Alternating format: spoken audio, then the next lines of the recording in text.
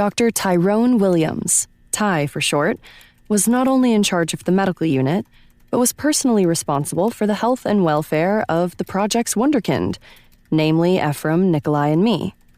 He was in his early 30s, with a neatly trimmed beard and bright smile. Here for your booster shot? Yup. It had been explained to me when I'd first emerged from the lab months ago that the booster shots were absolutely essential to my continued health and survival.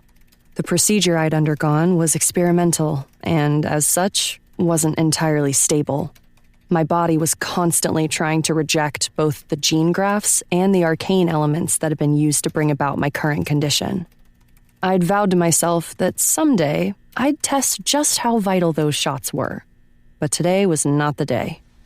Tyrone got up, walked over to a nearby refrigeration unit, and placed his hand on the palm lock.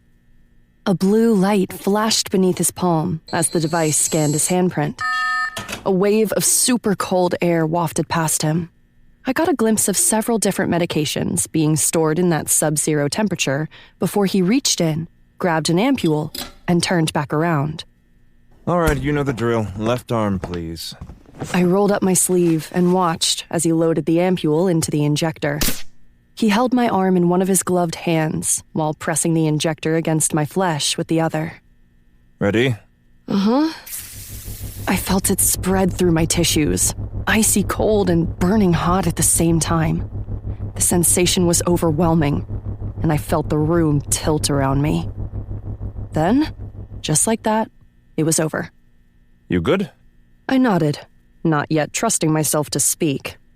You're due for your monthly blood work. Why don't we get that out of the way while you're down here as well?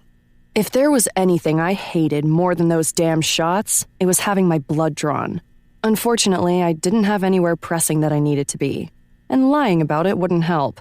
Tyrone had access to my daily schedule. Sure, why not? He sat himself down on one of those wheeled stools that are a mainstay of doctors' offices everywhere, and got to work. I hear things got a little out of hand the other night. We did what we could, but the target still got away.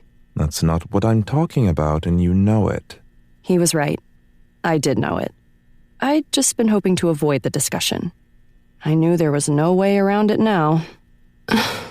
Don't be like that. Tell me what happened. With nowhere to go, he was still drawing blood after all. I did as I was told, telling him about how I'd called up the sunball and sent it on a collision course with Torres's face, only to lose control of my conjuring moments later. Tyrone listened carefully, nodding along as he did so. When I was finished... 2 things you need to remember. Number 1, you're not Merlin or Harry Potter, casting spells willy-nilly with nothing more than a wave of your wand. Your workings come from deep within, and are a combination of the sorceress blood that runs through your veins, and the sheer embodiment of your will being forced upon reality, changing it in real time. And number 2, reality doesn't like being messed with any more than Mother Nature does. She'll push back hard if given the opportunity. What do you mean, if given the opportunity? You conjured up a sunball.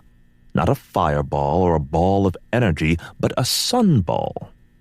Your words. Sunball, right? Right.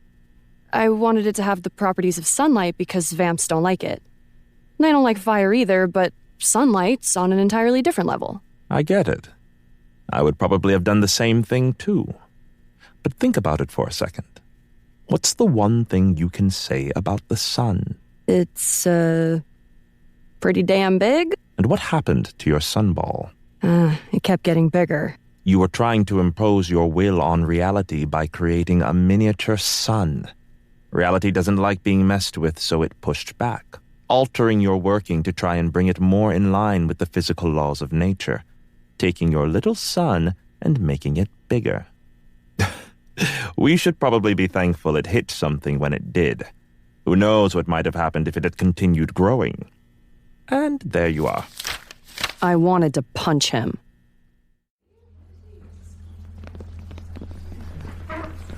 We got called up for our next mission 3 days later.